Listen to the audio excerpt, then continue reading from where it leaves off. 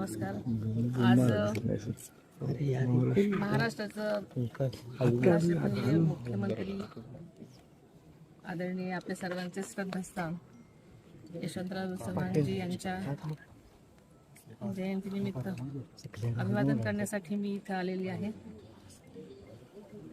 आणि हे सगळं करत असताना मन माझं भरून येतंय.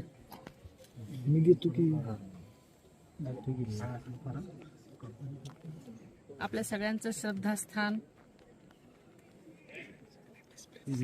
आपल्याला माहिती आहे की मी 2 फेब्रुवारीला पण इथे आले होते. माझी शपथ घेतल्यानंतर एक कर्तव्यनिष्ठ म्हणून मी समाधीस्थळी आले होते अभिवादन करायला. कारण आपल्या सर्वांचंच हे एक ऊर्जा स्थान आहे, शक्ती स्थान आहे.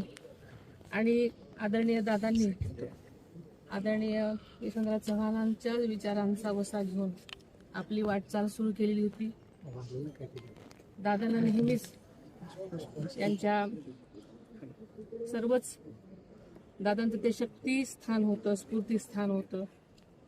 आणि त्यांच्या पावलावर पाऊल टाकून त्यांची वाटचाल केलेली होती. आणि मी सुद्धा याच पद्धतीने वाटचाल करण्याचा आपल्या सगळ्यांना मी शब्द देतो. आता काही वेळापूर्वीच अधिवेशन बॉम्ब असल्याची एक थ्रेट आलेला आहे आणि असा मेल आला होता. त्यामुळे आता विधानसभा खाली केलेली आहे. आता आपल्याकडूनच ही मी बातमी ऐकली आणि मी माहिती घेण्याचा प्रयत्न केला. तर तो फोन खोटा होता असं मला सांगण्यात आलेलं आहे. अजूनही जास्त चौकशी आणखी कळेल. मला आता एवढीच माहिती मिळाली. पण एका बाजूला अधिवेशन सुरू असताना अशा पद्धतीनं फोन येणं आणि हे कसं बघता याकडे कोण?